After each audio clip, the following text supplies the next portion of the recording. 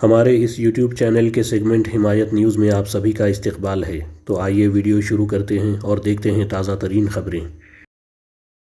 موسلا دھار بارش کے باعث جمعہ کی صبح سے ہی حیدرآباد میں ٹریفک جام ہو گیا اور روزمرہ زندگی درہم برہم ہو گئی۔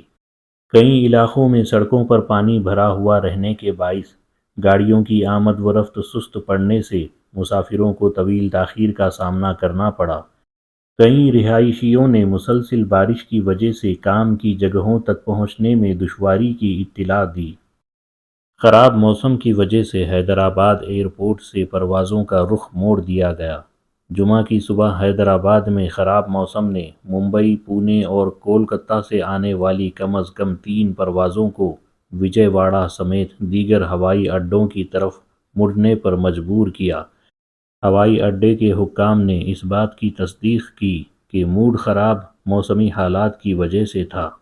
رات بھر کی تیز بارش نے کوٹھی ENT اسپتال کو زیر آب کر دیا۔ سیلاب کا پانی وارڈوں اور یہاں تک کہ ایمرجنسی کیئر سینٹر میں داخل ہونے سے خدمات میں شدید خلل پڑا۔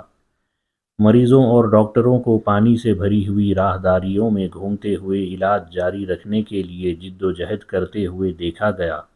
اسپتال کے عملے نے بتایا کہ یہ بحران احاطے کے قریب نالے کی منہدم چھت سے پیدا ہوا، جس کی ہفتوں سے مرمت نہیں ہوئی تھی۔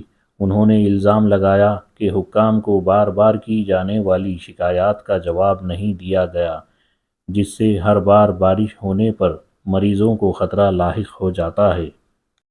دریائے گوداوری بھدراچلم میں پہلے وارننگ کے لیول کو عبور کر رہی ہے۔ کوتاگوڑیم ضلع کے بھدراچلم میں جمعہ کو دریائے گوداوری نے پہلے وارننگ کی سطح کو توڑا، جس سے حکام کو الرٹ جاری کرنے اور احتیاطی اقدام شروع کرنے پر آمادہ کیا گیا۔ ضلع کلکٹر جیتیش وی پاٹل نے حکام کو سیلاب سے متاثرہ علاقوں کو خالی کرنے اور رہائشیوں کو امدادی مراکز میں منتقل کرنے کی ہدایت دی ہے۔